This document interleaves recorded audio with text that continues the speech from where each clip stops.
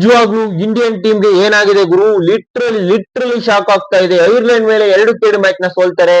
ಮತ್ತೆ ಇಂಗ್ಲೆಂಡ್ ಮೇಲೂ ಕೂಡ ಆಡಿರೋ 3 ಮ್ಯಾಚ್ ಅಲ್ಲಿ ಒಂದು ನೋ ರಿಸಲ್ಟ್ ಆಗಿದೆ. ಮತ್ತೆ 2 ಮ್ಯಾಚ್ ನ ಸೋತಿದ್ದಾರೆ.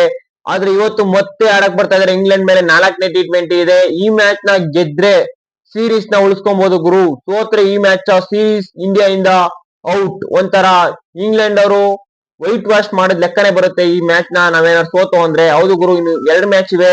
2 ಮ್ಯಾಚ್ ನ ಇಂಡಿಯಾ ಗೆದ್ದು ಟೈ ಮಾಡ್ಕೊಬೇಕು, ಸೀರೀಸ್ ನ ಡ್ರಾ ಮಾಡ್ಕೊಬೇಕು. ಇಲ್ಲ ಅಂದ್ರೆ ಇಂಡಿಯಾಗೆ ಮುಖಭಂಗ ಆಗೋದಂತೂ ಪಕ್ಕ. ಅದಕ್ಕೂ ಮುಂಚೆ ಗುರು, ಲಾಸ್ಟ್ ಮ್ಯಾಚ್ ಅಂತೂ ವರ್ಸ್ಟ್ ಪರ್ಫಾರ್ಮೆನ್ಸ್ ಇಂಡಿಯನ್ ಟೀಮ್ ಇಂದ ನೋಡಿರ್ಬೋದು ನಾವು. IPL ಅಲ್ಲಿ ಎಲ್ಲಾ ಪ್ಲೇಯರ್ಸ್ ಡಮಾಲ್ ಡಿಮಿಲ್ ಅಂತ ಸಿಕ್ಸಸ್ ಹೊಡಿತಿದ್ರು. ಅಲ್ಲಿ ಒಂದು ಸಿಂಗಲ್ ಕದಿಯಕ್ ಕೂಡ ಕಷ್ಟ ಪಡ್ತಾ ಇದಾರೆ ಗುರು. ಇಂಗ್ಲೆಂಡ್ ಅಲ್ಲಿ IPL ಅಲ್ಲಿ ಫ್ಲಾಟ್ ಪಿಚಸ್ ನ ಕೊಡ್ತಾ ಇದ್ರು. ಇವರು ಫ್ಲಾಟ್ ಪಿಚಸ್ ಅಲ್ಲಿ ಹೇಳಿ ಕೇಳಿ ವಾಡದಿ ವಾಂಚ್ ಮಾಡಾಕ್ತಾ ಇದ್ರು. ಆದ್ರೆ ಅಲ್ಲಿ ಕೊಡ್ತಾರಂತ ಬೌಲಿಂಗ್ ಪಿಚಸ್ ಗೆ, ಬೌಲರ್ಸ್ ಹೆಲ್ಪ್ ಆಗೋ ಪಿಚಸ್ ಕಂತೂ ಇವ್ರು ಆಡ್ತಾನೆ ಇಲ್ಲ ಗುರು. ಇವಾಗ ನಿಮ್ಗೆಲ್ಲ ಅರ್ಥ ಆಗಿರ್ಬೋದು, ಇಂಡಿಯನ್ ಟೀಮ್ ಬರೀ T20 ವೀಕ್ ಆಗಿರೋದಲ್ಲ ಗುರು, ODI ಮತ್ತು ಟೆಸ್ಟ್ ಅಲ್ಲಿ ಕೂಡ ವೀಕ್ ಆಗಕ್ಕೆ ಇದೇ ಬ್ಯಾಟಿಂಗ್ ಪಿಚ್, ಫ್ಲಾಟ್ ಪಿಚ್ ಕಾರಣ. ODI ಅಲ್ಲಿ 50 ಓವರ್ ಆಡ್ಬೇಕು, ಹೊಡೆಯಕ್ ಹೋಗ್ತಾರೆ ಡಮಾಲ್ ಅಂತ, ಬೇಗ ಔಟ್ ಆಗ್ತಾರೆ. ಅದೇ ರೀತಿ ಟೆಸ್ಟ್ ಅಲ್ಲೂ ಕೂಡ ಇವ್ರಿಗೆ ಪೇಷನ್ಸ್ ಇಲ್ಲ. ಅದರಿಂದ ಟೀಮ್ ಇಂಡಿಯಾ ಟೆಸ್ಟ್ ಅಲ್ಲೂ ಕೂಡ ಕೆಳಗಡೆ ಇದೆ. ಇಷ್ಟೆಲ್ಲಾ ರೀಸನ್ ಗಳಿದೆ. ಇದಕ್ಕೆಲ್ಲ ಕಾರಣ ಗಂಭೀರ್ ಅವರು ಗುರು. ಗಂಭೀರ್ ಅವರು ಏನ್ ಕೋಚಿಂಗ್ ಮಾಡ್ತಾರೆ ಅಂತಾನೆ ಗೊತ್ತಾಗ್ತಾ ಇಲ್ಲ. ಪ್ಲೇಯರ್ಸ್ ಗೆ ಬೇಕಾದ ರೀತಿ ರೊಟೇಟ್ ಮಾಡ್ತಾ ಇಲ್ಲ. ಮತ್ತು ಟಾಸ್ ಗೆದ್ರೆ ಯಾವ ಟೈಮ್ ಅಲ್ಲಿ ಏನ್ ಚೂಸ್ ಮಾಡ್ಬೇಕು ಅನ್ನೋದು ಕೂಡ ಸರಿಯಾಗಿ ಚೂಸ್ ಮಾಡ್ತಾ ಇಲ್ಲ ಗಂಭೀರ್ ಮತ್ತು ಶ್ರೇಯಸ್ ಅಯ್ಯರ್ ಅವರು. ಇಷ್ಟೆಲ್ಲಾ ರೀಸನ್ ಇದೆ.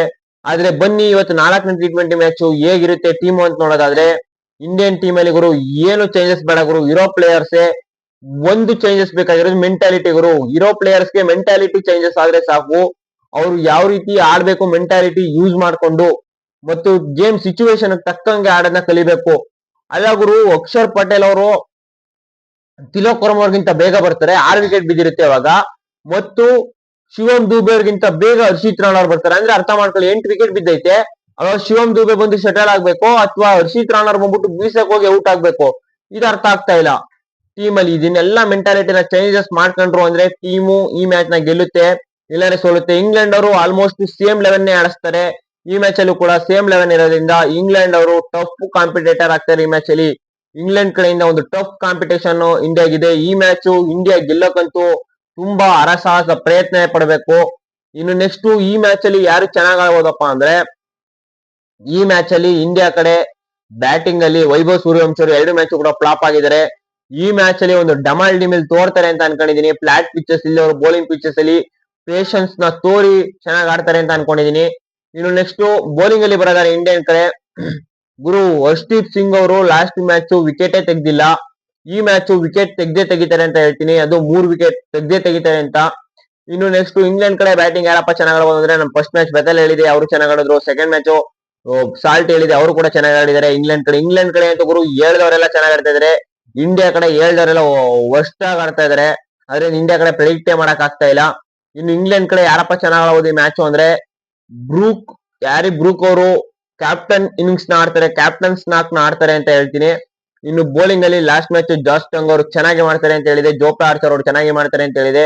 ಇಬ್ರು ಕೂಡ ಚೆನ್ನಾಗಿ ಮಾಡಿದ್ರು. ಈ ಮ್ಯಾಚ್ ಕೂಡ ಇಂಡಿಯಾಗೆ ಕಂಟಕ ಆಗುವಂತ ಪ್ಲೇಯರ್ಸ್ ಇವರಿಬ್ರೆ ಗುರು. ಇವರಿಬ್ರು ಬಿಟ್ರೆ, ಇವರಿಬ್ರಿಗೆ ಚೆನ್ನಾಗಿ ಆಡ್ಕೊಂಡ್ರೆ ಇಂಡಿಯನ್ಸ್ ಇನ್ನು 12 ಓವರ್ ಅಲ್ಲಿ ಈಸಿಯಾಗಿ ರನ್ ಸ್ಕೋರ್ ಮಾಡಬಹುದು ಅಂತ ಹೇಳ್ತೀನಿ. ಇದ್ರ ಬಗ್ಗೆ ನೀವೇನ್ ಹೇಳ್ತೀರಾ ನನ್ನ ಕಮೆಂಟ್ ಮಾಡಿ. ಅದೇ ರೀತಿ ಈ ಮ್ಯಾಚ್ ನ ಇಂಡಿಯಾ ಗೆಲ್ಲುತ್ತೆ, ಸೀರೀಸ್ ಅಲ್ಲಿ 2-1 ಮಾಡ್ಕೊಳ್ಳುತ್ತೆ, ಸೀರೀಸ್ ಅಲ್ಲಿ ಜೀವಂತವಾಗಿ ಉಳ್ಕೊಳ್ಳುತ್ತೆ ಅಂತ ನಾನು ಹೇಳ್ತೀನಿ. ನಿಮ್ಗೆ ಅನ್ಸುತ್ತೆ ಇಂಡಿಯಾ ಸೀರೀಸ್ ನ ಡ್ರಾ ಮಾಡ್ಕೊಳ್ಳುತ್ತಾ ಅನ್ನೋದನ್ನ ಕಮೆಂಟ್ ಮಾಡಿ. Thank you guys.